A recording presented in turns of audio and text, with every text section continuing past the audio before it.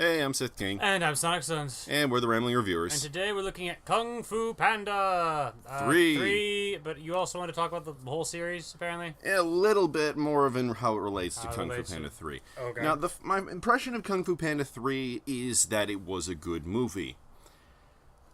But it wasn't up to the caliber of that the series has provided. Like, one could argue that Star Trek 4 was a good film. It was. But given some of the other entries into the franchise, like, well, we're bringing this... You know what? Screw this. After this, we're reviewing Wrath of Khan, just so we can freaking get this out of the way. Okay. Oh, boy. But compared to Wrath of Khan, First Contact, The Undiscovered Country... I think it's called that. Jeez. Yeah, The Undiscovered Country. Yeah. I think at our Wrath of Khan review, though, we're just going to be like, did it really measure up to the Wrath of Khan? Because... Did Wrath of Khan measure up to Wrath of Khan? Yeah. Yes. But anyways, okay. For those who've never seen it, you really should. The first Kung Fu Panda film is the story of Jack Black. He's actually called Po in this movie. Po, who is played by Jack Black, who is a panda in a village. That'd be amazing. This is the story of Jack Black, who is a panda. You may not know that, people. He's dressed in a human suit. Chicken Boo, what's the matter with you? Oh my gosh. Like the other chickens do. You wear a disguise to look like... I'm done. Yeah. Anyway, so... And he discovers, thanks to an old tortoise, that he is supposed to be the Dragon Warrior. A warrior of unparalleled power. Unparalleled Un-Lewis Carrolled power. Interesting. Yes, there is absolutely no reference to the White Rabbit or to Wonderland here. But the problem comes in is that even though Po has a fanboy-like obsession with Kung Fu and knows things about it that even masters don't, just on the basis of he reads all the fucking things about it, he doesn't practice Kung Fu. He's tried, but yeah, he's not that great at it. So they're going for ascended fanboy here, eventually. Well, at first it seems like they're just playing off the fact that as a panda, he's kind of tubby and, kind of a nerd, and he's not very coordinated. Which, they actually play this kind of straight. Like, what would happen if the position of, president went to someone who looks unbelievably unqualified? A position that America might actually have to deal with come November. Oh, boy. But, not getting into politics here. Worse is the reason why this Dragon Warrior position was chosen now is because this evil snow leopard named Tai Lung just broke out of prison. And that's bad. You probably have one of the best prison escape sequences I've seen. We'll get to that.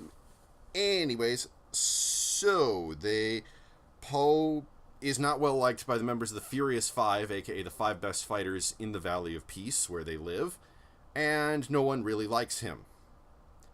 But, he doesn't let it get it down until Oogway kind of ascends. Oogway, and for those of you who don't know... Oogway is the tortoise who was the Grand Master of the Jade Palace, which is where everyone learns Kung Fu. He is the Zordon Splash Splinter of this universe. Yeah, actually, that works really well. Yep. Like, other mentors, wouldn't have worked as well, but Zordon / Splinter. Yeah, that works. Yep. He has an assistant / second-in-command named Shifu. Yes, the one who teaches is named Shifu, which in Chinese means teacher. Oh. So his name is Teacher. Okay. Yeah. Shifu is all... Oh, crap. We have to rely on the Dragon Warrior now because Tai Lung has escaped. And we totally can't take him down ourselves.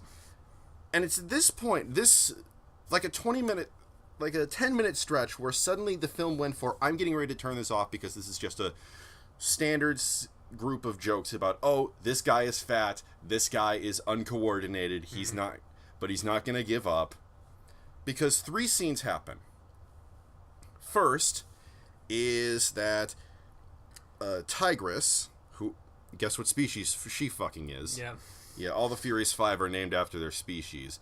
I've heard some fans say that those are like their master names, like it's not their real names. That would make more sense. But we never hear them referred to as anything else, so yeah. to make it easy on the kids to memorize these things. Yes. So, anyways, moving on from that, Tigress is upset that Poe seems to be taking this as a joke, which he's really not. He really is enthused about all of this. It's just that he's massively unqualified to do so. So she explains Tai Lung's backstory, and his backstory is actually kind of interesting. Tai Lung was left as an orphan after he crash-landed to the planet after his home planet exploded. Being raised by... Oh, wait, no, that's Superman. Yep. Tai Lung was raised by Master Shifu as his son. So, yeah. So there's like a reason. Tai Lung was all super set to become the Dragon Warrior because he was undoubtedly the strongest warrior in the Valley of Peace, except for Oogway, who's a turtle, which really kind of says something about how badass turtles are. I really need to get a Blastoise in my Pokemon Go game. So basically what we have here is an elderly mutant ninja turtle. Yeah. Yeah, all right. Really. Anyways, Tai Lung takes this well, except he absolutely doesn't, destroys a large chunk of the Valley of Peace, and then goes to take the Dragon Scroll, which is necessary for becoming the Dragon Warrior, for himself. Because he's evil. They say Shifu sensed Oogway sensed darkness in him and decided to not give him the Dragon Scroll. But given that this guy mastered all 1,000 scrolls in the in the Jade Palace of Kung Fu, I don't know, that seems like a pretty good accomplishment. I'd have named him something like 1,000 Master or something, even if it wasn't the Dragon Warrior. But no, Shifu apparently said, you're going to be the Dragon Warrior, you're not going to be the Dragon Warrior, and you never will be. Well, time to go berserk. Yep. He knocks Shifu right the fuck out, injures his leg to the point that Shifu, to this day, walks with a limp, and Oogway is forced to do lightning-fast nerve taps on Tai Lung. Unfortunately, when Shifu, earlier in the movie, heard Tai Lung's going to break out of prison because Oogway had a psychic vision of the future or something. Yeah, mystic stuff, you know. Yeah, you know. He sent a goose to fly over to Korgon prison and say, double the guards, make sure that no one escapes. Have we mentioned this is a world of talking animals? Because otherwise we've confused the hell out of everyone. Well, I kind of figured it was obvious when I said, oh, there's tigers and turtles and shit. I just he just sent a goose to go check on that. That's effective. So the goose goes to Korgon prison, and in an effective bit, earlier in the scene when Oogway is telling him, oh, go to this place, the goose bumps into a pillar and several feathers come off, indicating that this goose is molting. Right. Well, when the goose gets to Korgon prison, it's full of rhinos, who are like, no, this is impossible. He's super secure and he'll never get out, ever. And there will be no plot to this movie. The end! Ta-da! Well, guess what? One of the goose's feathers is exactly the same size it takes to fit into the lock on Tai Lung's super kind of cool tortoise shell chi point imprisonment device. It's a lot cooler than what I'm describing it as. And in one of the most badass prison escapes I've ever seen, we see Tai Lung go through over 1,000 guards, run up a solid rock wall, jump from dynamite encrusted stalagmite to dynamite encrusted stalactite, eventually throwing dynamite at his imprisoners. This guy was awesome. Yeah, it's kind of hard to top that in the sequels. Yeah, they do an admirable job in some ways. And then we hear him speak for the first time, and you'd expect him to sound like a Power Rangers reject villain, like, I am Snarly Rowell. No, he's got like this cool-ass British accent.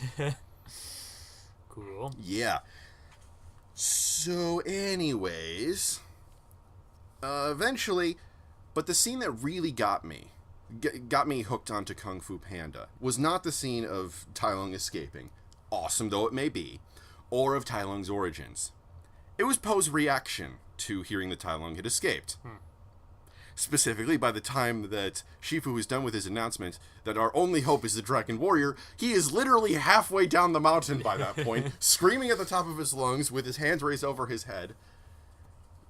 And he reveals, yeah, you know all the shit that you guys put me through? I know that wasn't to teach me Kung Fu. You were just trying to get rid of me. And he just sounds so angry and hurt and broken. But what really gets me is that, well, then why did you stay? Because Poe reveals that he has severe issues about his self-image. He hates himself in some ways. He says, if there's anyone who can make me into not me, it will be you, the greatest kung fu teacher in China. At which point the song starts playing, shot through the heart, and you're to blame. Okay, it doesn't really do that, but honestly, you can see how this is just a very emotional scene. It's really great. Meanwhile, as this scene is going on, the Furious Five go to fight Tai Lung, and they get their asses handed to them in a very cool bridge battle. Hey. Again, Kung Fu Panda does a lot of great stuff with... Everything? Yeah, like, the fight scenes are usually really cool and exciting and high energy.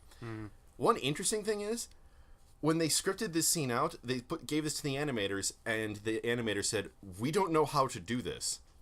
Okay, well, can you find out? No one's ever done a battle using bridges like this. Oh, really? So, anyone else would have said, well, what would Pixar have done?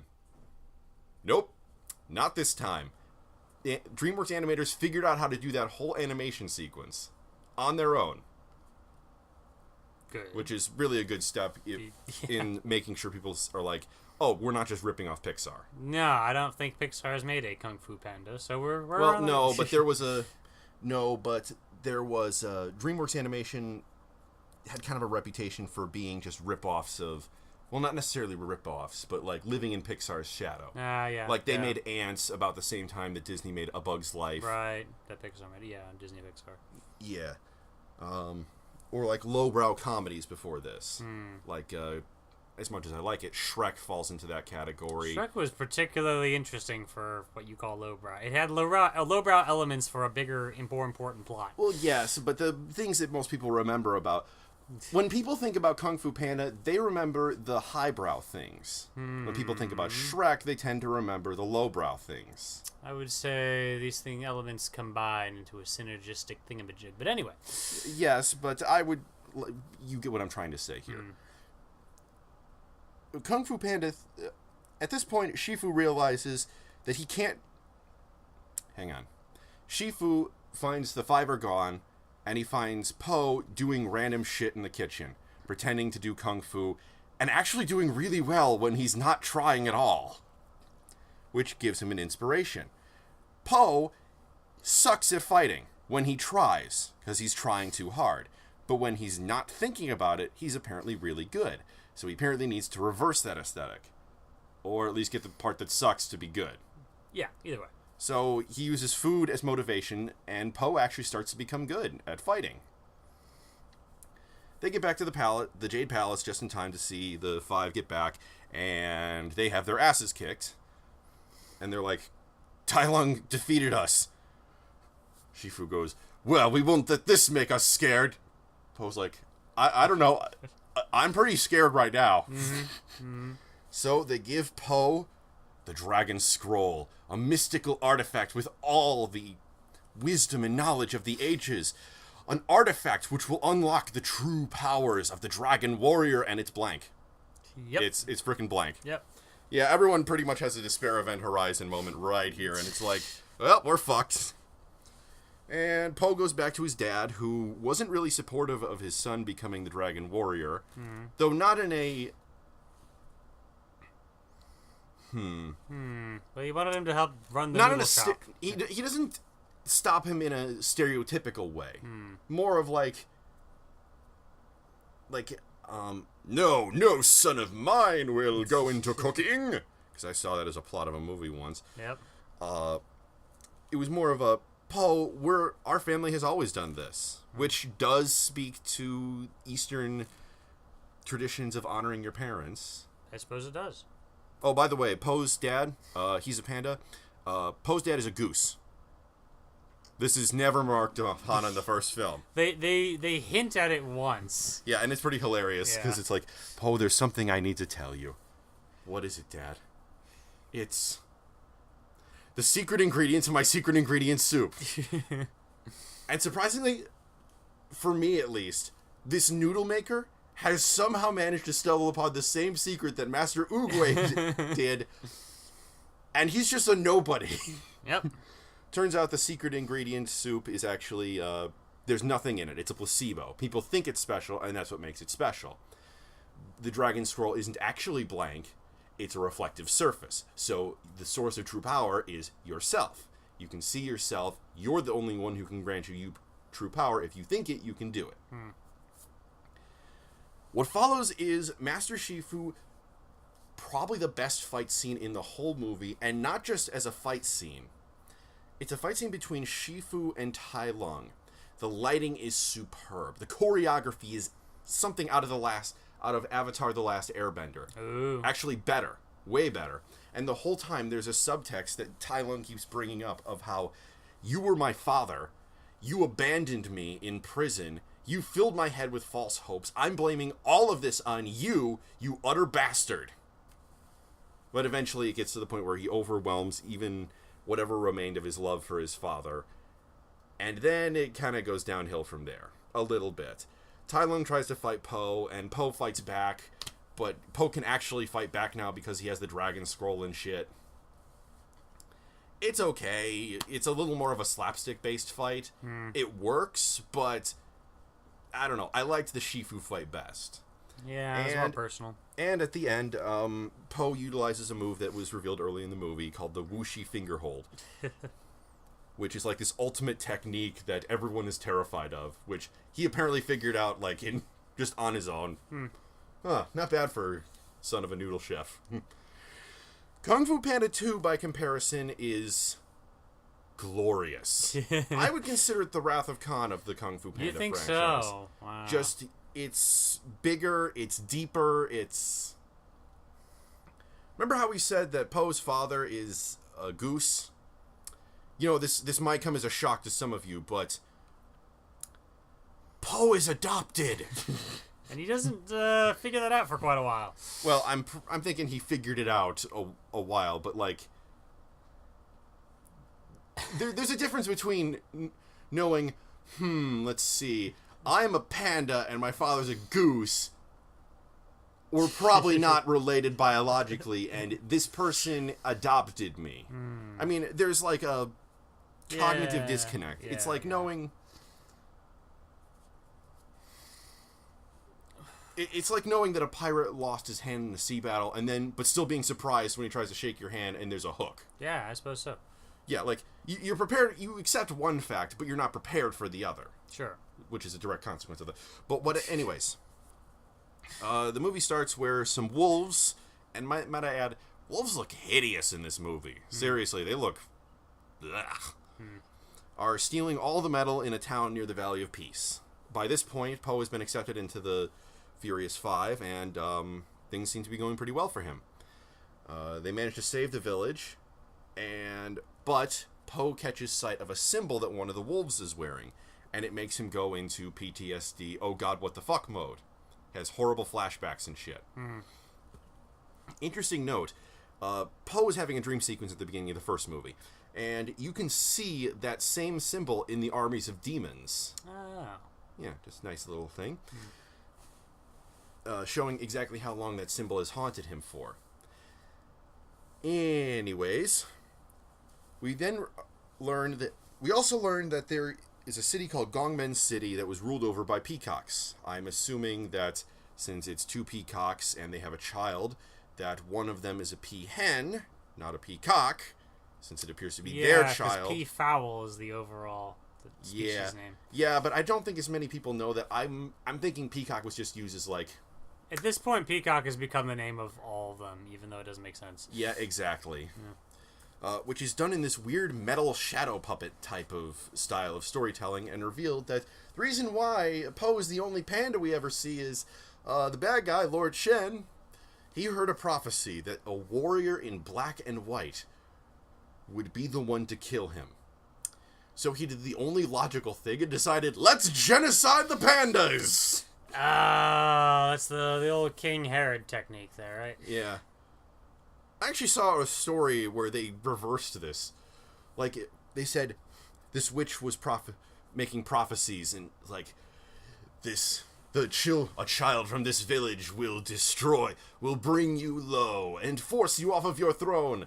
So what does he do? He goes to the town with his army, and he says, this town is in terrible shape. We need to modernize it immediately. Yep. Okay, all the male children between the ages of 0 and 5, you are going to come with me to my special school to be trained and stuff. Yeah. He, adopts the top 3 candidates who are likely to overthrow him, and they actually become really loyal sons. Yeah.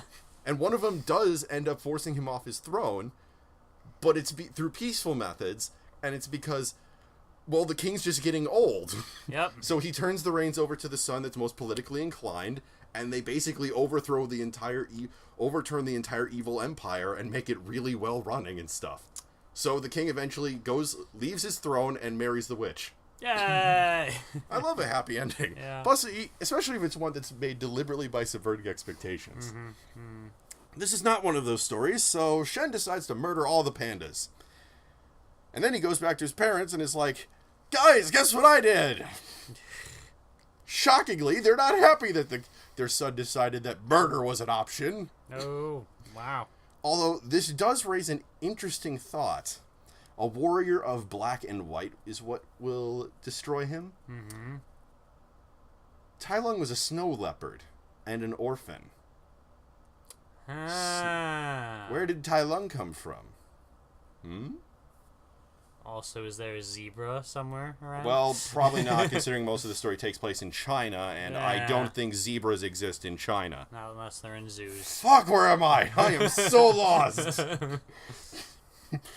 Anywho, well, the story starts again where he comes back to his palace in Gongmen City, and he's got legions of wolves following him. Like as servants, not because he's covered in meat or something. Ah, shit! There's legions of wolves chasing me. That would actually be... that reminds me of this random unrelated thing. What? An unrelated topic coming up in Rambling Reviewers. Have I told you about Wrath of Khan lately? Someone was trying to do this playthrough of Fallout 3 or maybe 4. And he's doing it on one life only survival mode, like the maximum difficulty and whatever. And what happened was you have these NPC guys who can be your allies and follow you around, and he accidentally shot one with a grenade. So the guy decided he was an enemy, and you're not allowed to kill your allies. So for the rest of the game, this one unstoppable warrior is just following him around, and he has to keep running. I thought that was great. Okay, well, there's 3 masters inside of his ancient family home practicing Kung Fu. Master Ox, Master Rhino, and Master Croc. Okay. Let's see. Master Rhino is Croc wears Crocs all the time. That's why he's called that. But anyway, so they're like, Shen, you aren't allowed to be here because you were banished.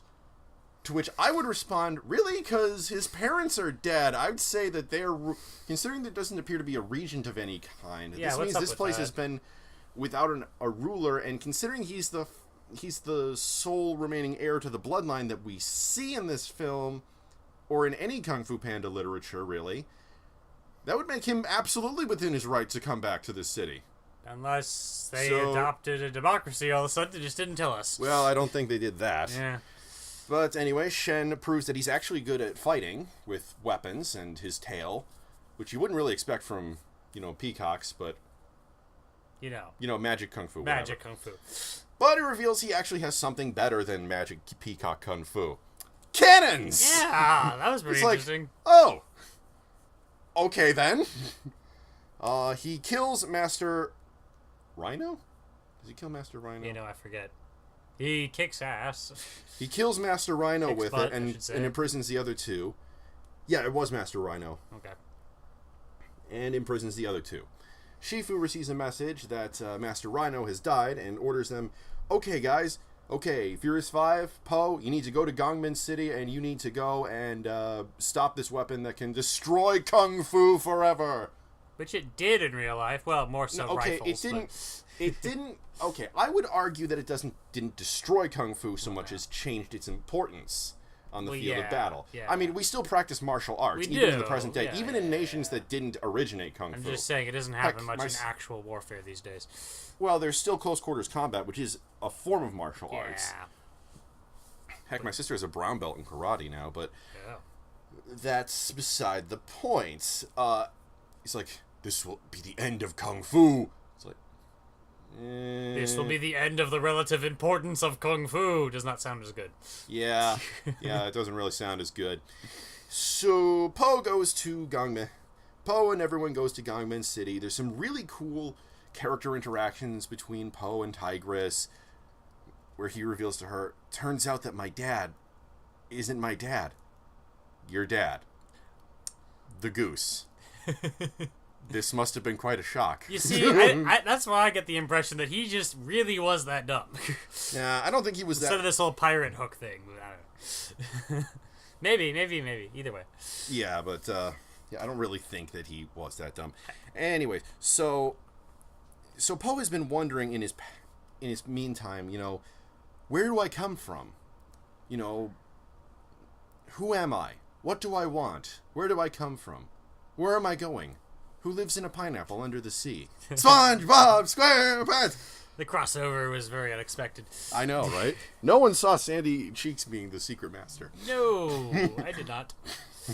But, yeah, some really good interactions between the two where it affirms that since the last movie, they've actually become friends. And, more than just, you're relevant now, you're important, you're a friend now. It seems like they do have sort of a complex friendship of their own. Okay, so they arrive in Gangmen and they decide they have to sneak around. Po, being the master of sneaking, decides that inside one of those giant Chinese dragons is the best place to hide. Which literally leaves the rest of the Furious Five wide-mouthed, staring in awe at this incredible display of stupidity. Except for Tigress, who is busy face-palming. Yep. She's ahead of the game. Oh my, yes. Eventually, which leads to kind of a cool chase/fight scene, and eventually they wind up in the jail that Croc and Ox are being held in. And they're like, yeah, we'll break these guys out. They break them out. Yeah, let's go. Croc and Ox just walk into a different cell and lock the door behind them because they're like, Kung Fu is over. Yes, Kung Fu is completely over now that he has one gun. Yes, do you remember the time when the guy had one gun and declared that Illinois was its own sovereign nation? Oh, God. Yeah, remember how that never fucking happened? That was the worst thing since Windows 9. Oh my God, don't. My God, I'm still having trigger flashbacks of that. Oh, boy. Oh God, it's like Vietnam over again. Except not. Yeah. Yeah, seriously, they're really hyping up that this gun is going to destroy everything. Oh no. Yeah, just sneak up from behind people. Yeah, seriously. Yeah, I mean, I know Po sucks at stealth, but are the Furious Five the only ones who can be stealthy? Snap his neck in his sleep. Lord Shen's neck, not Poe's. That didn't would want to have change the movie all of a sudden. I didn't want there to be ambiguous syntax. And then there's not Poe's neck in his sleep. Okay, I'm really selling this movie short, but let's try to That's speed okay. through it. Okay, so Po and the Five go to get themselves captured in order to destroy the weapon, because they think it's the only weapon. And when Lord Shen meets Po, he's all ready for a dramatic confrontation because he thinks this panda has come to avenge his people. Po knows absolutely nothing about what happened to his people. So it is literally it's probably way funny. It's way funnier the first time around because you don't know the tragedy that he's missing out on. But there's this soothsayer character, kind of like the witch I mentioned, except she doesn't have a thing for Lord Shen. In fact, some of the backstory reveals that she was the one who raised Lord Shen. And Lord Shen is like, Panda, at last we... Oh, hey. Hey? So, Poe's like, we're here to stop you and destroy the weapon! The soothsayer's like, that is all you are here for? Well, also you killed, Master Rhino. Anything else? Well, okay, you're stealing stuff. Nothing else. I'm sure you've done some other bad stuff. You have no idea, do you? Yep. And it's eventually revealed that Po keeps having PTSD flashbacks whenever he sees Shen's feathers. It also revealed that... But Shen gets away because Po hesitates, because he doesn't know why he's having PTSD flashbacks whenever he sees the feathers. So Shen flies away using his tail as a glider, because of course that's how that works. But they manage to destroy the gun, leading to a hilarious line from Mantis. Well, at least we destroyed the weapon. Shen lands at a warehouse. The wall opens up, falls down, reveals a whole line of cannons all pointed at the palace. They all fire at it. While the shells are in midair, Mantis goes, "Oh no, he's got way more!" Leading to an amazing scene where they escape an exploding burning tower that's being artillery shelled while it's collapsing.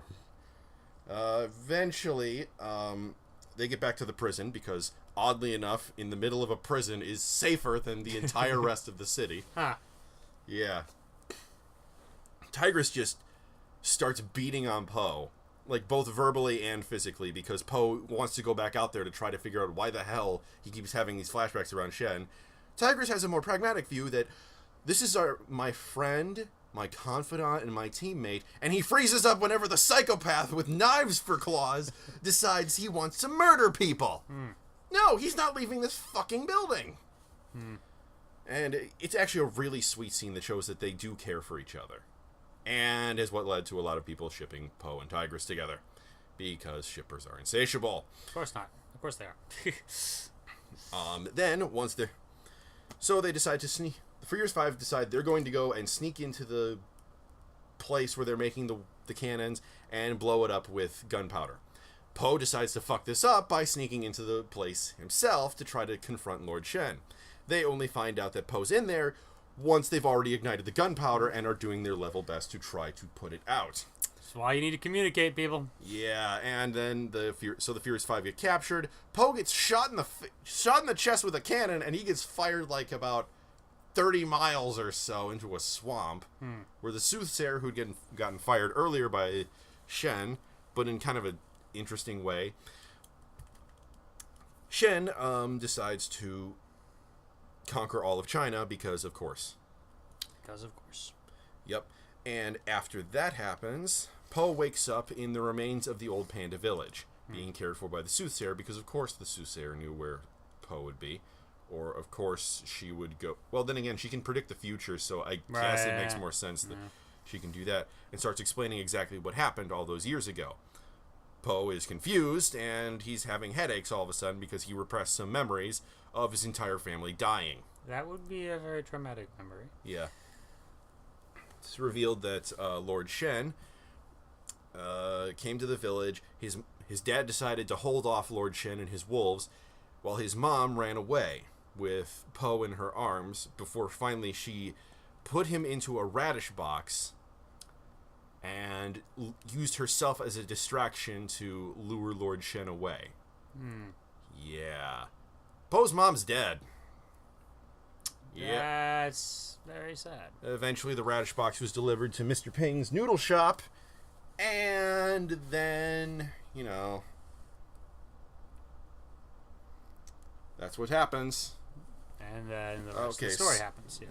So, Lord Shen is going with his war fleet out of Gongmen City with his cannons and stuff, and he's going to execute the Furious Five once he exits into the harbor. But earlier, Po had learned of a new technique called Inner Peace from Shifu, and of course Po managed to master it, because, of course. Shifu and... Shifu and, Croc and Ox come back too, and they're fighting until Shen... God damn it, I hate that all these sounds. Yeah. Until they all get knocked out by Shen firing a cannon blast, point blank at everyone. And Po learns how to reflect cannonballs with his bare hands. He fights Lord Shen. Shen can't comprehend how Po is able to be emotionally whole after the knowledge that, I kind of murdered your entire species. Blah, blah, blah. Shen dies. Po comes back and says, I know who I am now, and it embraces Mr. Ping as his dad. And then as a spoiler, a stinger, It goes to somewhere else in China, where it's revealed that Poe's other father is still alive and kicking with a bunch of pandas. Yay! And that leads us to Kung Fu Panda 3. Which begins with deep panting. Actually, funny story. There was... The release date for Kung Fu Panda 3 was really pushed back really far. Oh. Yeah, the reason for this was... Initially, it was because it was going to be put out alongside Star Wars The Force Awakens. DreamWorks wisely decided, fuck that, because we're going to get slaughtered out there. And there was a trailer that referenced that by insinuating that someone's true father would be coming, complete with deep breathing. It turns out it's Poe's dad climbing the stairs to the Jade Palace. Then it was supposed to come out in January, but that would have competed with Zootopia. That's another thing you don't want to compete with. Yeah. Given the success of Disney Animated Studios' last production was Frozen. No, it wasn't Frozen. It was Big Hero 6, wasn't it? That still did well, yeah. Yeah, that still did really frickin' well. They decided, no, we're not doing that either. And so finally it came out in early spring. Interestingly, parallel with Zootopia, it also has J.K. Simmons in a role as a possible antagonist character. What do you know? He's everywhere. Well, he was Lionheart in Zootopia, and here he's Kai. Not really fond of the name Kai. Seems really common. I don't know why. Just seems boring. Anyway, so it's revealed that Poe is pretty much learning all the things about Kung Fu, and so Master Shifu wants to retire and contemplate the secrets of the universe. So he says, Poe, you're going to be the new teacher of the Furious Five. He sucks at this. Okay, in the first movie, they basically shoved him into an obstacle course and he wound up on fire. So, basically, his instructions lead to them being basically the Furious Five having basically the same stuff happen to them. I wind up on fire, covered in arrows, and with massive concussions. They are not appreciative of this. Nope. So, next up on the agenda is Poe going, I kind of suck at this. Can I do something else? Shifu's like, no, because I need to learn how to do chi. Which is this movie's thing you need to master. There's always a thing. Yeah. Anyways, chi is like life energy. It's the force. It's the force. It's the force. it's blatantly the force. I mean, chi came first. Well, yes, but still. You know what I'm frickin' saying. Unless you count the fact that Star Wars technically happened a long time ago. Shut up. Anyways. And then it's revealed that there's this guy named Kai, who used to work with Oogway, who no one remembers anymore, and he has these jade amulets he can turn into what Monkey and Poe dub as zombies. Jade zombies. Yeah, jade zombies. You can just make these minions. Yeah, they're all instruments of his will, which turns into kind of a weakness later, but we'll get into that. Yeah, that was actually kind of interesting, the way they did that. Zombies are created by taking someone who has a lot of chi, draining their chi, and that turns them into a green little amulet made of jade that Kai can control. And so they look up stuff on how to beat Kai, and who the hell is Kai, because no one frickin' knows. Even Poe, who has knowledge of things that occurred several dynasties before him. It eventually turns out that Oogway and Kai used to be like brothers, and they were also warlords. Because why not? They were just having a good time. Yep, until Oogway was really badly hurt, so he went to a village. So Kai carried him to a village of pandas who had the secret of chi, and the secret of chi is what enabled... They healed him. Yeah, they healed him.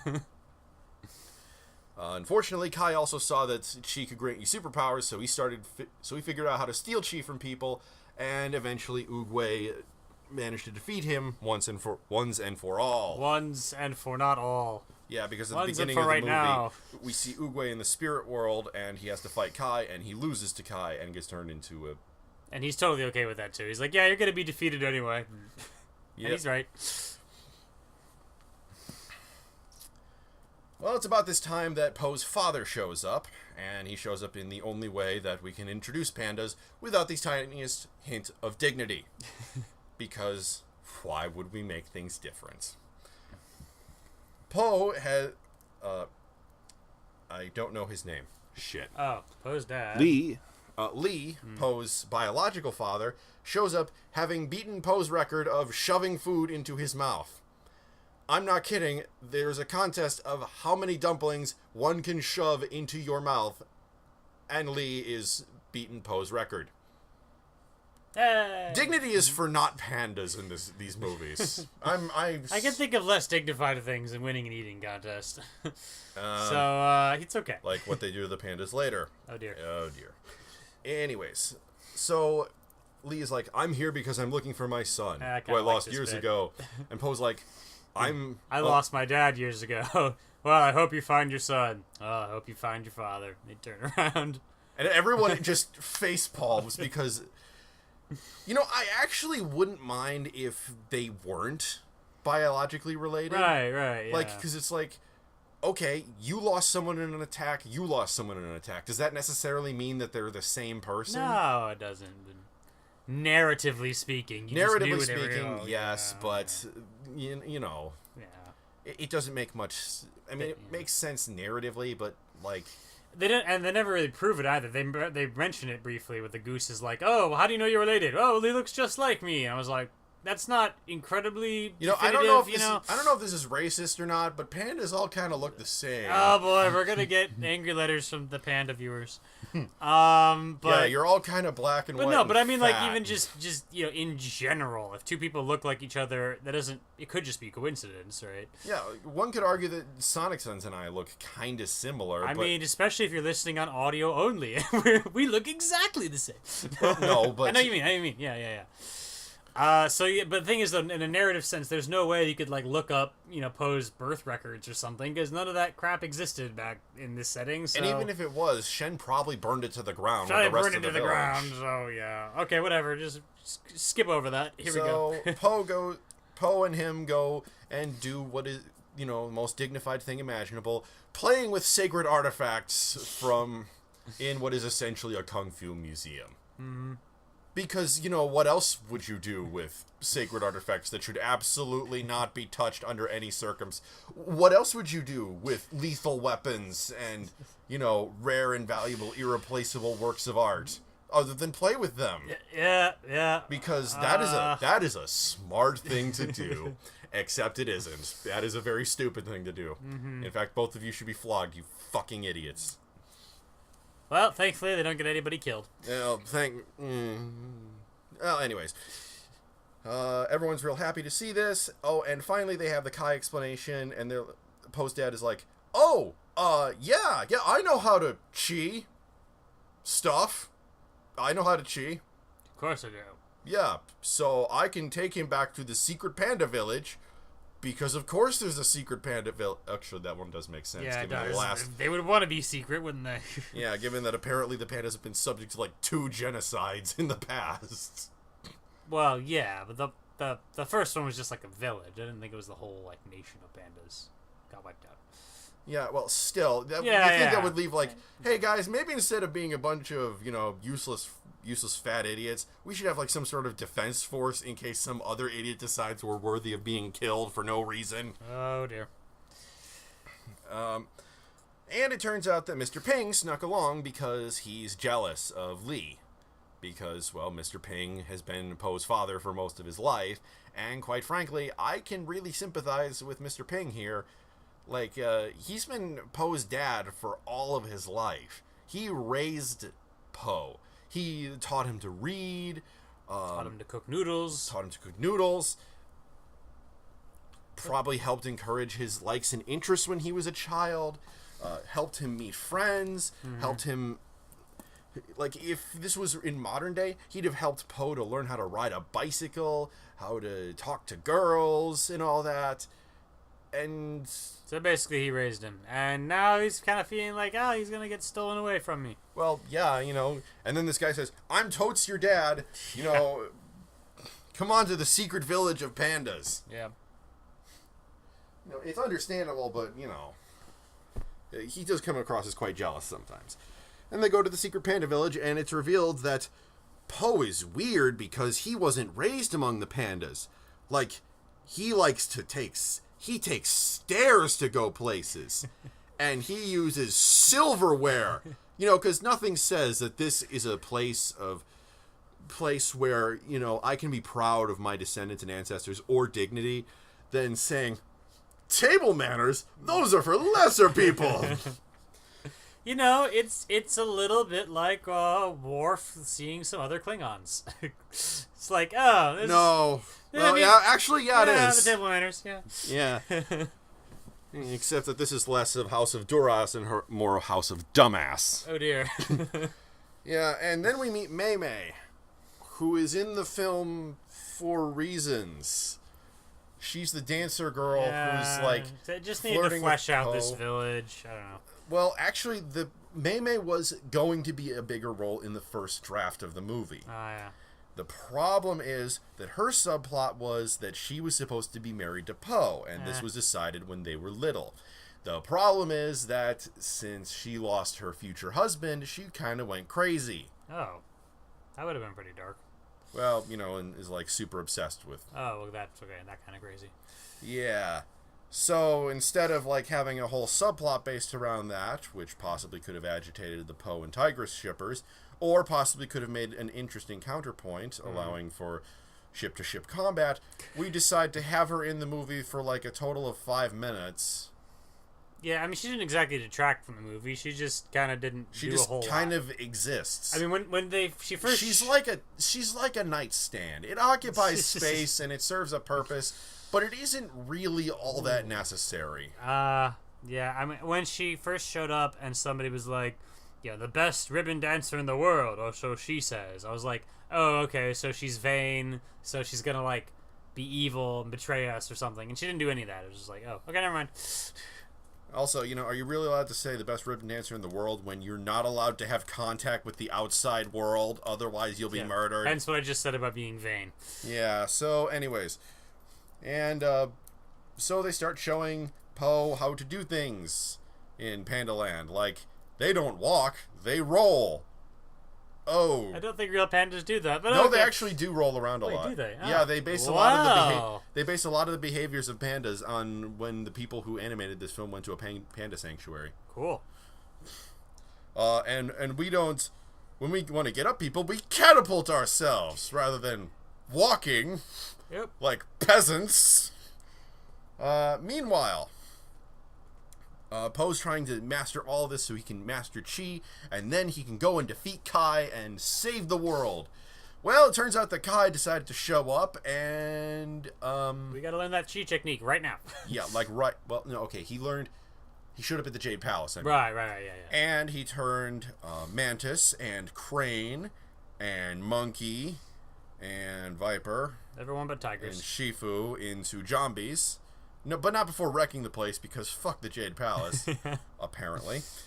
Also, he's really angry at Shifu at Oogway for some reason. You know, I would have just gone, the best revenge is living well, but that's just me. That'd be interesting to have a villain who actually gets revenge by living well. Anyways, so Tigress runs and she's like, oh my god, everyone you know and care for has been turned into a zombie. Pose, and he's coming here to destroy the pandas. And he's rather slow, apparently, because Tigress got here before.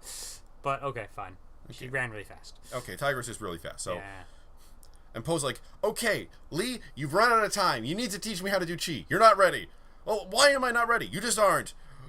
Well, how do you know I'm not ready? Because I can't do it!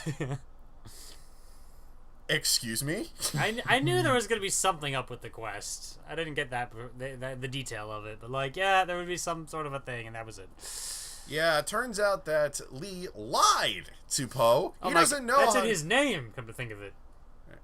The way you spell it. L-I. He lied. Yeah, it's kind of weak. Okay. Anyway, so Lee is all like, I lied because I couldn't stand losing another family member again. Consider that Poe just lost all of his friends and his newfound family and the place where he learned to do the thing that he loves, all because this dumbass decided, hey, I can lie to my son, no problem. Poe's answer is kind of obvious. You already have lost me. Mm-hmm. And then Poe walks away to start training because he's just been filling his face with food and rolling everywhere. So he's gotten a little rusty. Tigris comes to talk to him about stuff. He reveals that he does still know the Wuxi finger hold from the first movie, and that he didn't just forget it during his fight with Shen. But he didn't use it because reasons. Well, actually, I think it's more because, like, the things he uses for hands are feathers, so... Oh, yeah, I guess so. Yeah, and, like, he wanted to use it on his toes. Those toes are covered in knives, so... Anyways, he reveals that the Wuxi finger hold is what he plans to use on Lord Shen. But first, he has to turn the army of... Short, Kai. Kai, whatever. Yeah. Shen was a better villain. Yeah, he was. Anyways, Kai... So he decides to turn the army of pandas into an actual army! This goes terribly. I mean, it goes well. They're about as effective as the Ewoks. You know, that's saying something. Yeah, but I don't think your main strategy should be, let's silly the enemies to death. Well, it's It's kind of a remake, a redo of the Tai Lung versus Po fight, where it's a bunch of slapstick while Po sneaks behind Tai to use the Wuxi finger hold on him. Except it doesn't work because Kai's been dead for a long time now. This is just his ghost. And the Wuxi finger hold works by sending mortal things into the spirit world. Yeah, think of it like a portal gun to the inside of a volcano, and you're using it on a magma monster. Not a very good idea. Yeah. So anyway, Kai decides to go for... Anyway, Po eventually realizes that the best way to do things is to use the Wuxi finger hold on himself, sending them both to the spirit world. That was kind of clever. I'll give him that. And Po, while in the spirit world, masters Chi at literally the last second before he's turned into a zombie, turns into a giant golden dragon and kicks Kai's ass. Then he meets Master Oogway after all the zombies are released.